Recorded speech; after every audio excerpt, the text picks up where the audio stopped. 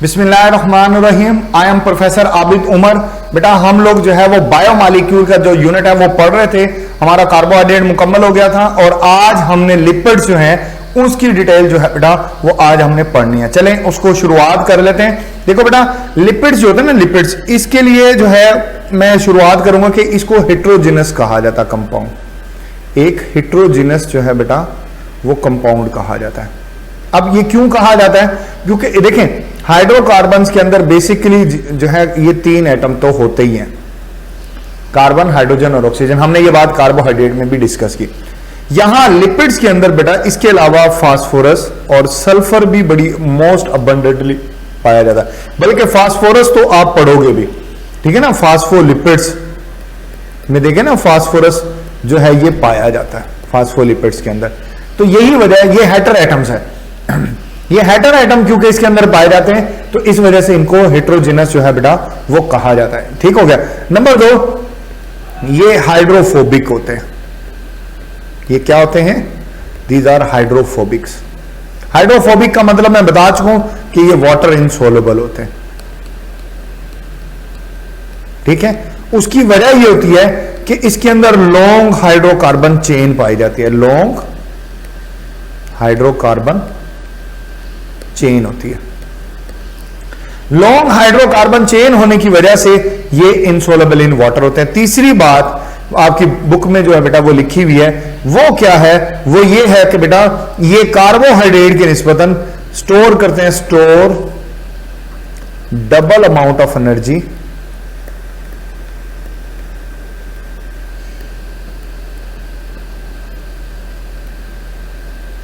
As compared to carbohydrates. Why? देखें उसकी भी वजह बताता हूं मैं। इसके अंदर जो कार्बन हाइड्रोजन बॉन्ड होते हैं बेटा वो मोर होते हैं। वो क्या होंगे? वो मोर होंगे। इसी तरह जो कार्बन ऑक्सीजन जो बॉन्ड होते हैं वो लेस होते हैं। आपको पता है कि हमारी फूड में यही बॉन्ड पाया जाता है जिसको ब्रेक करके हम एनर्जी हासिल करते हैं। तो लिपिड के अंदर कार्बोहाइड्रेट की निस्बतन कार्बन हाइड्रोजन बॉन्ड जो है वो ज्यादा होते हैं और कार्बन ऑक्सीजन बॉन्ड जो है वो कम होते हैं। ये वो वजह है जिसकी वजह से लिपिड जो है वो डबल अमाउंट ऑफ एनर्जी जो है बेटा वो स्टोर करते हैं एज कंपेयर टू जो है वो कार्बोहाइड्रेट के। चलें उसके बाद कुछ अगली बातें करते हैं। देखो बेटा ये जो कार्बोहाइड्रेट्स होते हैं ना, कार्बोहाइड्रेट, इनकी बहुत सारी एग्जांपल्स हैं, बहुत सारी एग्जांपल्स हैं। देखें इनकी एग्जांपल्स में सबसे पहले जो हमने डिस्कस करना ना वो डिस्कस करना है ट्राइग्लिसराइड्स। ट्राइग्लिसराइड्स बड़े इंपॉर्टेंट एग्जांपल है, बहुत सारे हैं, लेकिन इससे समझने से पहले हमने एक छोटा सा कॉन्सेप्ट जो है बेटा वो लेना है, that will be ester. Ester क्या होता है? देखो बेटा जब कोई अल्कोहल एसिड के साथ मिलती है, एसिड जब अल्कोहल के साथ मिलता है तो बेटा क्या बनता है? वो बनता है एस्टर। एस्टर बन जाता है। अब देखिए मैं बनाता हूं, यहां सबसे simplest CH3COOH, this is called the acetic acid. ये क्या कहलाएगा? Acetic acid. जब बेटा ये मिलेगा अल्कोहल के साथ, ये आप जानते हो this is a ethyl alcohol. ये क्या होता है? This will be ethyl alcohol. जब ये मिलेगा बेटा तो यहां पर क्या होगा कि इसका हाइड्रोजन और इसका हाइड्रोक्सल ये आपस में मिलेंगे, मिल गए, ये बन जाएगा वाटर। ये बनेगा CH3COO। यहां पर आप बेटा यूं भी लिख सकते हो इसको, ठीक हो गया, प्लस यहां पर जो है ये बनेगा वाटर। ये जो बॉन्ड बना है बेटा इसको असल में कहा जाता है एस्टर बॉन्ड, ठीक है ना। ये एस्टर बॉन्ड कहलाता है और इस केमिकल का नाम होता है इथाइल एसीटेट। ये एक एस्टर है। ये तो हमने जनरल उसमें पढ़ा ना कि मतलब एस्टर क्या होता है कि जब एसिड और अल्कोहल मिलेगा। असल में हमने तो ट्राइग्लिसराइड डिस्कस करने हैं। तो ट्राइग्लिसराइड कैसे बनते हैं ये बात भी मैं आपको समझाता हूं। देखें ट्राइग्लिसराइड जो है बेटा वो किस तरीके से बनता है? ट्राइग्लिसराइड जो है वो बनते हैं फैटी एसिड से। किससे बनते हैं? They are made from fatty acids. ये देखें लिखा हुआ है, फैटी एसिड की टाइप्स लिखी हुई है कि ये किस चीज से बनते हैं? ये फैटी एसिड से बनते हैं। अब फैटी एसिड क्या होता है? आपको मैं पहले एक फंक्शनल ग्रुप बताता हूं। देखें एक फंक्शनल ग्रुप ये होता है। ये कौन सा फंक्शनल ग्रुप है? आपको इसका नाम पता होगा, आपने पूरी ऑर्गेनिक केमिस्ट्री पढ़ी है। This is called carboxylic group. आप इसको लिख सकते हो ऐसे, this is called carboxylic group. ठीक हो गया, इसको कार्बोक्सिलिक ग्रुप कहा जाता है। फैटी एसिड में ये ग्रुप कंपलसरी है, लाजमी पाया जाता है। अगर इस कार्बोक्सिलिक ग्रुप के एक साइड के ऊपर एक साइड चेन आ जाए तो बेटा ये क्या बन जाती है? This will be a fatty acid. This will be a fatty acid. ठीक हो गया। अब फैटी एसिड जो होते हैं वो बेटा स्मॉल भी होते हैं, लार्ज भी होते हैं। देखें मैं कुछ फैटी एसिड बनाता हूं। देखें पहले आप ये देखें, ये बन गया फंक्शनल कार्बन। यहां पर R की जगह पर अगर मैं यहां लगा दूं CH3 तो it will call the acetic acid. ये स्मॉलेस्ट फैटी एसिड है। सबसे छोटे फैटी एसिड के अंदर 2 कार्बन होते हैं। इसमें जो कार्बन, ये जो कार्बोक्सिलिक वाला कार्बन है ना, फंक्शनल का, यहीं से गिनती शुरू होती है। ये दूसरा कार्बन है। 2 कार्बन वाला सबसे छोटा जो है बेटा वो फैटी एसिड जो है बेटा वो होता है। इसी तरह अब आप देखें, मैं एक और बना देता हूं। ये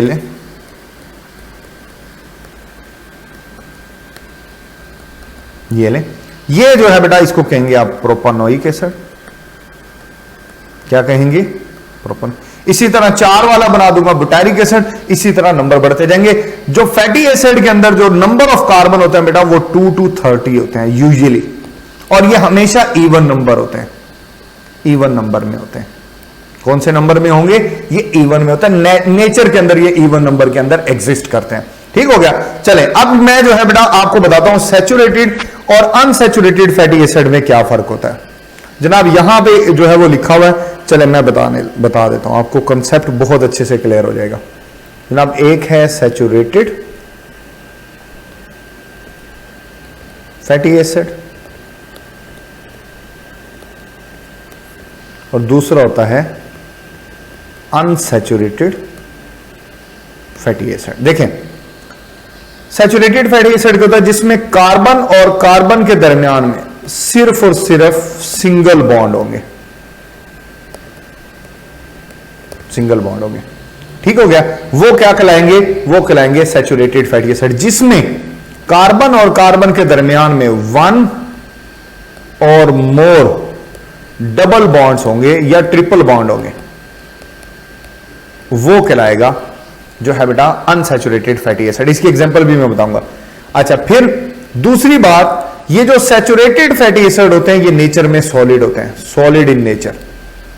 नेचर में ये क्या होते हैं? ये सॉलिड होते हैं। जबकि जो ये है बेटा ये लिक्विड इन नेचर होते हैं। नेचर में ये लिक्विड की फॉर्म में पाए जाते हैं। ठीक हो गया। ये जो है बेटा मोस्टली ये एनिमल फैट होती है। एनिमल फैट जो होती है वो सॉलिड फॉर्म में होती है। और ये जो है बेटा ये प्लांट ऑयल्स होते हैं या प्लांट लिक्विड फॉर्म में होते हैं। प्लांट ऑयल्स होते हैं मोस्टली ये। अच्छा, अब देखें, अब ये जो प्लांट ऑयल होते हैं ना, आप इनकी जो है बेटा वो खत्म कर सकते हो। सैचुरेटेड को अनसैचुरेटेड को सैचुरेटेड में बदला जा सकता है वाया हाइड्रोजिनेशन। ये आपने पढ़ा भी होगा केमिस्ट्री में कि आप हाइड्रोजिनेशन करते हो और ऑयल से क्या बना लेते हो? वनस्पति घी बना लेते हो। बनाया ना, ये होता है प्रोसेस कि सिंपल आप हाइड्रोजिनेशन करें, उसके डबल बॉन्ड खत्म हो जाएंगे। डबल बॉन्ड खत्म हो जाएंगे, सिंगल बॉन्ड बन जाएंगे और वो लिक्विड से सॉलिड फॉर्म के अंदर आ जाएगा। तो ये चीज जो है बेटा वो आपने इसके अंदर याद रखनी है। अब इसकी एग्जांपल जो है बेटा वो होती है ओलिक एसिड। कौन सी एग्जांपल होती है? This will be a oleic acid. जबकि इसकी एग्जांपल में आप बुटाइलिक एसिड, पाल्मिटिक एसिड भी जो है वो डिस्कस कर सकते हैं। पाल्मिटिक एसिड भी इसकी एग्जांपल्स के अंदर जो है बेटा वो आ जाती है। मेरा ख्याल है ये इजी था, बट ये आपको देखना है लाजमी, इसको प्रिपेयर लाजमी करना है। ये एमसीक्यूज के हवाले से जो है ये इंपॉर्टेंट है। अब देखिए मैं ना कुछ fatty acid, long fatty acid बनाता हूं, फिर उसके हिसाब से उनकी फिजिकल प्रॉपर्टीज को भी डिस्कस करूंगा। देखो बेटा, मैं देखें सबसे पहले मैं बनाता हूं जी, ये हो गया जी फंक्शनल कार्बन। ठीक हो गया, कार्बोक्सिलिक ग्रुप, देन CH2 3 4 5 6 7 8 9, 10, 11, 12, 13, 14, 15 और ये 16। पहला कार्बन आप इसी को लिखोगे और ये कौन सा है? 16वां। देखिए कार्बन और कार्बन में सिर्फ और सिर्फ सिंगल बॉन्ड है, तो that's why it is a saturated fatty acid. और ये एग्जांपल है पाल्मिटिक एसिड की। किसकी एग्जांपल है? पाल्मिटिक एसिड की। ओके हो गया। अब मैं ओलिक एसिड बनाता हूं, समझने वाली बात है। देखें फंक्शनल कार्बन 1, 2, 3, 4, 5, 6, 7, 8, ठीक है ना, 8 हो गया। ये आ गया CH डबल बॉन्ड CH, ये हो गया 9वां और ये है 10वां, इसके दरमियान में एक डबल बॉन्ड है। फिर आ गया 11वां, 12, 13, 14, 15, 16, 17 और ये आ गया 18। 18 कार्बन इसके अंदर होते हैं ओलिक एसिड के अंदर। ठीक हो गया। और यहां पर ये 9वें और 10वें के दरमियान में यहां पर अनसैचुरेशन जो है बेटा वो पाई जाती है। ये आपने याद रखना है, ये बात भी एमसीक्यूज में पूछी जाती है कि जनाब जो ओलिक एसिड है वहां पर अनसैचुरेशन कार्बन नंबर 9 और कार्बन नंबर 10 के दरमियान में एक डबल बॉन्ड जो है बेटा वो पाया जाता है। इस एक डबल बॉन्ड की वजह से ही ये लिक्विड फॉर्म में होता है और यहां सारे सिंगल बॉन्ड है, तो दैट्स व्हाई ये जो है बेटा वो जो है ये होता है सैचुरेटेड। अब मैं ना आपको एक बड़ी इंपॉर्टेंट बात बताता हूं, देखें वो क्या है बेटा, ये अब हम डिस्कस करते हैं इनकी सोलेबिलिटी।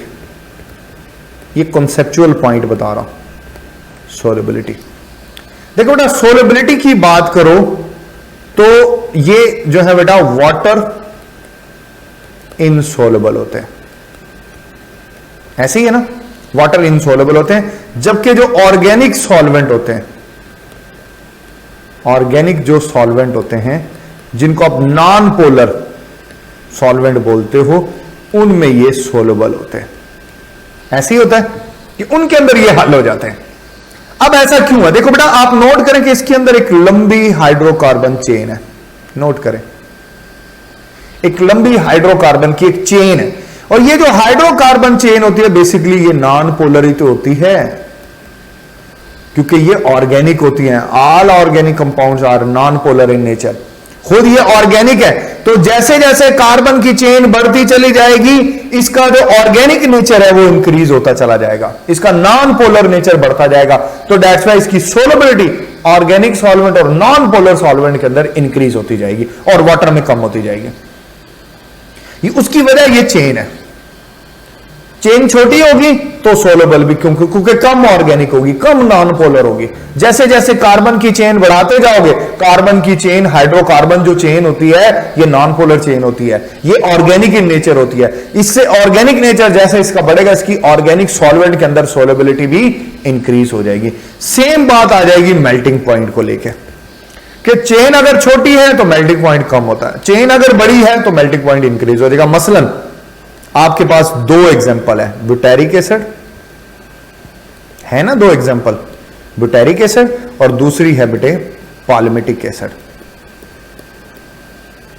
ब्यूटेरिक एसिड में आपने पढ़ा कि -8 डिग्री सेंटीग्रेड होती है, जबकि पाल्मिटिक एसिड में पढ़ा आपने 63.1 डिग्री सेंटीग्रेड इसका मेल्टिंग पॉइंट या बॉइलिंग पॉइंट होता है। ये बात आपने एमसीक्यूज के लिए याद रखनी है। फिर बेटा एक बात और बताता हूं आपको, वो क्या है, वो आपने नोट किया होगा कि जो आपने नोट किया होगा कि ये जो फैट होती है ना, फैट, ये आप अगर इसको पानी के अंदर हल करें तो ये ऊपर तैरना शुरू कर देते हैं ऐसे फटकड़ियों की फॉर्म में, है ना। आप कभी घी डालें पानी में, गर्म नहीं करना नहीं तो आग लग जाएगी, लेकिन बहरहाल ये फैट डाल दो ऊपर तैरना शुरू कर देती है। तो अब जो है बेटा ये फैट जो है ये ऊपर, इसका क्या मतलब है कि फैट हल्की होती है, पानी भारी होता है। ये बात हमें पता लगती है स्पेसिफिक ग्रेविटी से, बेसिकली ये डेंसिटी ही होती है।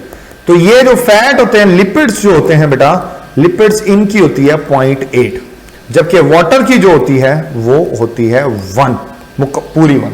तो ये ज्यादा है पानी की, फैट की कम है, तो यहीं से हमें जो है बेटा इस बात का अंदाजा हो जाता है कि जो फैट होते हैं वो पानी से हल्के होते हैं, यही वजह कि वो सरफेस के ऊपर फ्लोट करते हैं। ये बात आपने, अच्छा हम बात कर रहे थे देखो जब फैटी एसिड का हमें पूरा बात पता चल गई ना, तो डेफिनेट सी बात है अब हम आगे जो है वो ट्राइग्लिसराइड की तरफ जो है वो मूव कर सकते हैं। देखो बेटा ट्राइग्लिसराइड जो होते हैं वो 3 फैटी एसिड और एक अल्कोहल होती है जिसमें 3 OH ग्रुप फंक्शन ग्रुप होते हैं वो पाए जाते हैं, उसको ग्लिसरॉल कहा जाता है। अगर 2 OH वाला हो तो वो कहलाता है ग्लाइकोल, 3 हो तो बेटा वो क्या कहलाएगा, वो कहलाएगा, देखें ये आपको दिखाई दे रहा, अगर यहां 2 OH वाला होता ना, ये तीसरा कार्बन ना होता तो ये ग्लाइकोल होता, 3 वाला तो ये ग्लिसरॉल है।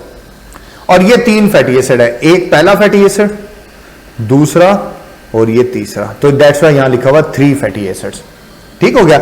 और ये ग्लिसरॉल है। अब बेटा अब यहां पर इनके दरमियान में एस्टर बॉन्ड बनेगा। अब यहां ना एक क्वेश्चन बड़ा ही मतलब जो है वो यहां पर डिस्कस होता है, वो क्या कि जनाब ये बताएं कि यहां भी OH है यहां भी OH है, कौन OH देगा कौन H देगा, ये क्वेश्चन बहुत ज्यादा होता है। देखो बेटा मेरी बात सुने, बायो में तो खास इसकी कोई स्पेसिफिकेशन है ही नहीं, आप कहीं से भी OH ले सकते हैं। उसकी वजह बताता हूं, आप अगर रेफरेंस किताबें उठाए ना, मैंने देखी है बहुत सी किताबें, तो उनमें किसी में जो है बेटा वो OH लिया गया फैटी एसिड से और किसी में जो है वो OH लिया गया है ग्लिसरॉल से, तो उनमें कोई रूल नहीं उन्होंने बनाया। केमिस्ट्री में बहरहाल इसका बहरहाल कोई ना कोई रूल है। तो आपको थोड़ा सा एक आइडिया दे देता हूं, कॉन्सेप्ट दे देता हूं, उसके बिहाफ पर आपके डिसीजन करना आसान हो जाएगा।